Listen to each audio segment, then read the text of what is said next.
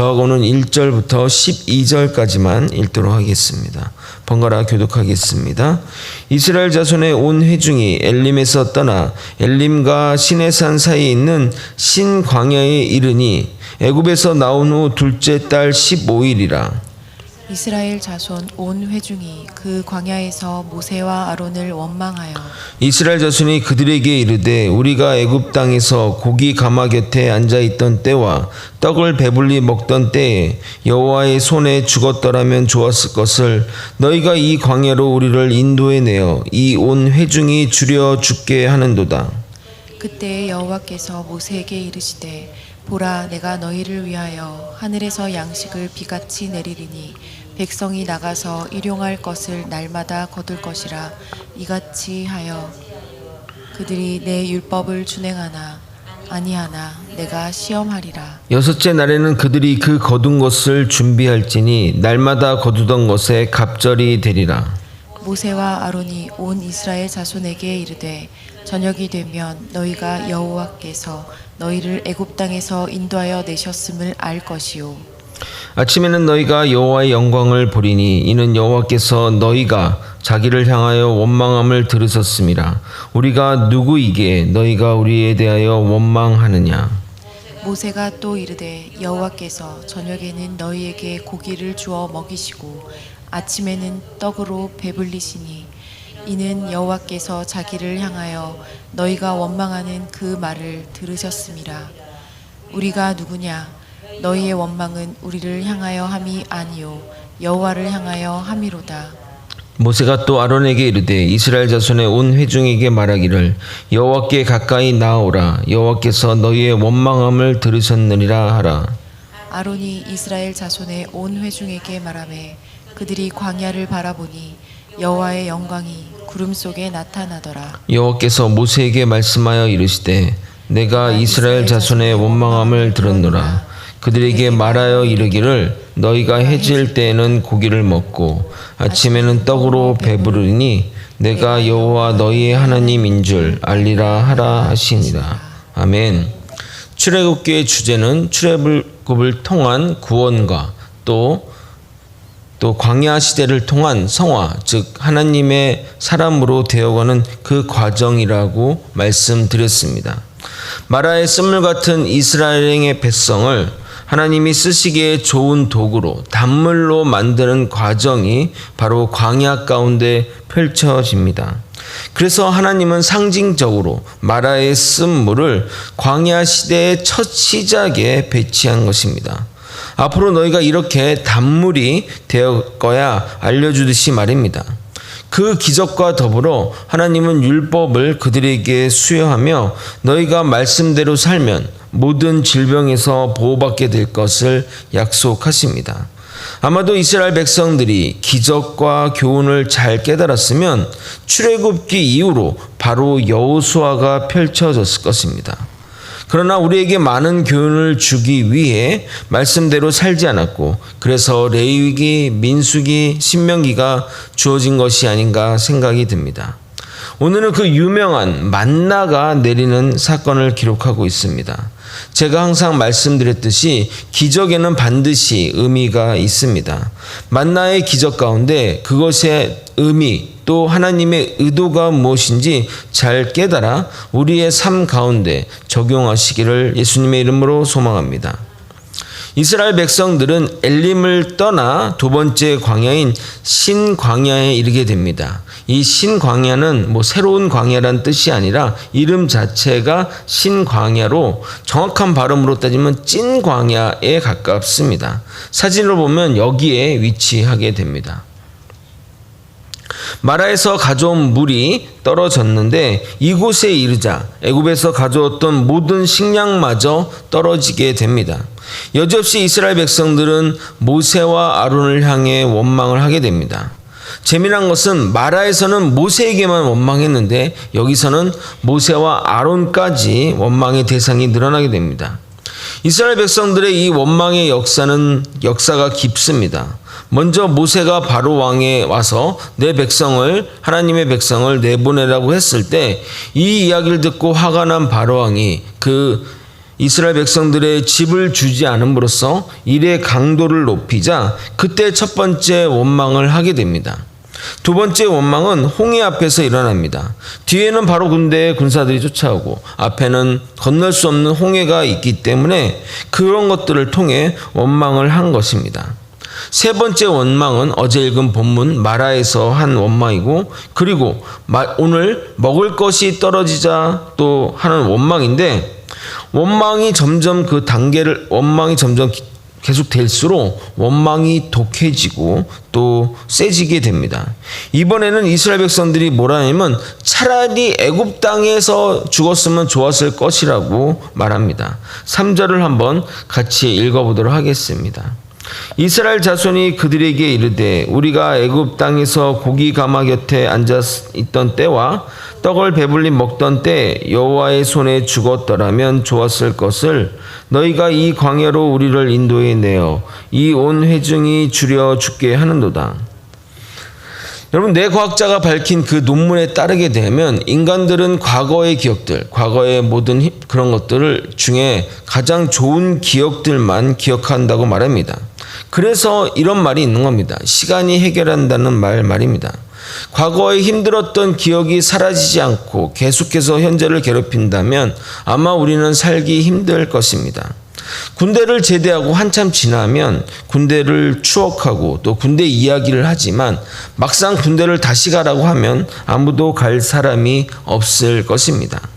우리도 옛날 이야기 하면서 참 옛날에는 참 정이 넘치고 추억이 새록새록 막 이렇게 되새긴데 정작 그 과거로 돌아가겠냐 물어보면 대부분 손사래를 칠 것입니다. 그러나 요즘은 정말 과거로 돌아가고 싶습니다. 코로나 이전에 그 일상들이 정말 그리운 시절입니다. 그러나 이스라엘 백성들의 애굽 시절은 정말 지옥 같은 시간이었습니다. 자신들의 장자를 인구 조절한다며 자신들의 장자를 물 위에 던져야 했습니다. 그리고 갖은 공사를 인해 그 채찍질을 맞아가면서 노예 생활을 했는데 매일 중노동을 했는데 어찌 그 시절이 더 좋았다 말할 수 있겠습니까? 그러나 그런 시절 가운데도 잠시 좋은 시절이 있지 않습니까? 군대 생활 너무 힘들더라도 또 좋았던 시절들이 있는 것처럼 말입니다. 그 한 토막의 시간, 그 모든 시간들은 다 죽을 것 같은데 그 한 토막의 시간을 가지고 애굽 생활이 좋았다고 하며 원망하니 인간이 얼마나 간사한지 우리는 알 수 있습니다. 이 원망을 들은 하나님은 모세에게 양식을 공급해 줄 것을 말하며 몇 가지 주의사항을 주십니다. 아직 이 양식의 이름이 무엇인지 정해지지 않았는데 15절에 보게 되면 이 양식의 이름이 정해지는 재미난 장면이 나옵니다. 저는 개인적으로 음식에 대한 관심이 참 많은데 이 만나는 무슨 맛일까 참 궁금합니다. 꿀 섞은 과자 같다고 하는데 꿀꽈배기나 그런 맛이 아닐까? 그런 혼자 좀 생각해 봤습니다. 아마도 이것이 이제 성분 분석을 한다면 탄수화물에 꿀이나 설탕이 묻혀진 맛이 아닐까 생각해 봅니다. 15절을 한번 읽어보겠습니다. 함께 읽겠습니다.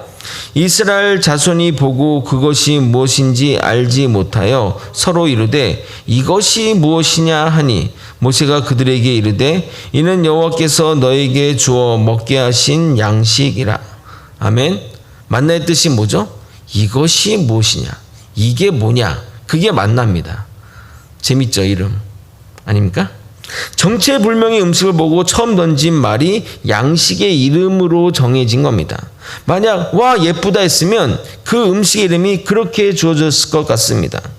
하나님이 행하시는 기적에는 반드시 의미가 있다고 말씀드렸는데 하나님이 만나를 이스라엘 백성들에게 주신 것은 그들의 원망에 대해 그 배고픔에 대해 그 해결을 해주기 위해서 먹을 것을 해결해 주신 것으로 끝나지 않습니다. 4절을 한번 좀 깊게 천천히 한번 읽어보겠습니다. 4절 읽겠습니다. 시작. 그때 여호와께서 모세에게 이르시되 보라, 내가 너희를 위하여 하늘에서 양식을 비같이 내리리니 백성이 나가서 일용할 것을 날마다 거둘 것이라. 이같이 하여 그들이 내 율법을 준행하나 아니하나 내가 시험하리라. 아멘. 하나님이 주신 이 양식을 거둘 때 하루치 분량을 매일 거두라고 하시며, 이 명령을 이스라엘 백성들이 잘 지키는지 안 지키는지 시험하겠다고 하십니다. 이 만나는 정말 영적인 의미가 풍부합니다. 매일 거둔다는 의미가 무엇일까요? 내일도 내려준다는 것이 전제가 되기 때문에 매일 거둘 수 있는 겁니다. 만일 오늘만 내려준다면 최대한 거두려고 하겠죠. 그러나 내일 만나를 또 주신다는 것이 전제가 되기 때문에, 그것을 믿기 때문에 그렇게 할 필요가 없는 겁니다. 예수님은 우리에게 이렇게 말씀하셨습니다. 마태복음 6장 31절 32절. 그러므로 염려하여 이르기를 무엇을 먹을까, 무엇을 마실까, 무엇을 입을까 하지 말라. 이것은 다 이방인들이 구하는 것이라. 너희 하늘 아버지께서 이 모든 것이 너에게 있어야 할 줄 아시니라. 결국 하나님은 이 만나를 통해 내가 너희를 책임진다는 것, 매일매일 너희를 책임져 준다는 것을 가르쳐 주고 있습니다. 당연히 이 만나를 먹는 자들은 매일매일 하나님께 감사해야 하는 겁니다. 오늘도 우리에게 양식을 주시니 은혜로우신 하나님 참 감사합니다. 아멘 하면서 우리가 이 만나를 먹어야 하는 겁니다. 또한 이 명령 중에는 만나는 일용할 것만 거두라는 명령은 인간의 욕심을 경계하시는 겁니다. 그리고 그것에 대한 안전장치로 밤이 되면 썩게 만들었습니다. 만약에 이것이 썩지 않는다면 인간은 끊임없이 거두려고 할 것입니다. 그러면 여러분 어떻게 될 것 같습니까? 분명히 만나를 파는 사람이 나올 것입니다. 그래서 어떤 이들은 피곤하다며 새벽에 만나를 거두려 가지 않고 사 먹을 것입니다. 그렇게 또 모은 사람, 장사 수완이 좋아서 또 모은 사람은 또 일꾼을 부리고 점점 커져서 공장이 나오고 사장이 나오고 회장이 나올 겁니다. 그때부터는 굳이 하나님이 없어도 잘 사는 사람들이 나올 것입니다. 그래서 나중에 그 벌은 돈으로 또 땅을 사서 이 땅에 만나는 내 것이니 아무도 건드리지 말라고 독점을 하게 됩니다. 그러면서 점점 대기업이 될 겁니다. 그리고 만나 그룹을 만들어 광고를 하겠죠. 만나면 좋은 친구, 단 500원에 사가세요. 뭐 이런 광고를 하면서 이렇게 변해갈 겁니다. 쓴물이 단물이 되기는커녕 썩은 물로 변해갈 겁니다. 하나님의 방식이 참 지혜롭고 놀랍다는 생각이 듭니다. 또 만나를 주시는 방식이 독특합니다. 밤에 이슬이 내리고 해가 뜨면서 이슬이 마르면 만나가 지면에 둥글고 서리같이 생긴 것으로 된 것을 추수하라고 명령하게 됩니다. 13절 후반부와 14절을 이어서 읽어보도록 하겠습니다. 아침에는 이슬이 진 주위에 있더니 그 이슬이 마른 후에 광야 지면에 작고 둥글며 서리같이 가는 것이 있는지라. 그러니까 만나는 해가 지면 녹아내려 거둘 수 없게 됩니다. 여러분, 우리 교회는 새벽부터 일하시는 분들이 많은데 동트기 전에 가면 잎에 이슬이 이렇게 맺혀 있습니다. 그리고 해가 뜨면 이슬이 금방 사라지고 1시간이 지나면 해가 중천에 떠서 정말 일하기가 힘들어집니다. 이 시간에 만나를 거두라고 하시는 이유는 하나님이 이스라엘 백성들에게 새벽부터 부지런하게 일하기를 원하시기 때문입니다. 만약 아무 때나 거둔다고 하면 나태한 사람들이 나올 것입니다. 이 만나를 거두는 것도 하나님이 이스라엘 백성들을 훈련시키는 훈련의 방식이라는 겁니다. 우리에게도 이 만나가 매일 주어집니다. 무엇입니까? 바로 새벽 예배입니다. 그래서 새벽 예배 말씀을 새벽 만나라고 하기도 하는 겁니다. 여러분 아십니까? 이 새벽 예배는 한국 교회만이 가지고 있는 특징입니다. 한국 교회의 영성은 새벽 예배가 책임지고 있다고 해도 과언이 아닙니다. 어느 교회나 이 새벽 제단은 우리 교회와 같이 어르신들이 책임지고 있습니다. 조금 좀 걱정되는 것은 젊은 세대로 갈수록 새벽 예배와는 동떨어진 삶을 살아가니 20년 후에는 새벽 예배가 없어질까 걱정이 됩니다. 그렇게 되면 한국교회의 영성은 무너질 것이고 더불어 한국 교회도 무너질 것이라 종교사회학자들은 진단합니다. 그러므로 지금 여기 계신 분들, 그리고 사정상 영상으로 예배를 드리고 계신 여러분들이 거제 소망교회를 지키시는 분들이며 더 나아가 한국 교회를 책임지고 계신 것입니다. 점점 육체가 나이가 점점 들수록 교회에 가까운 곳으로 이사 오셔야 됩니다.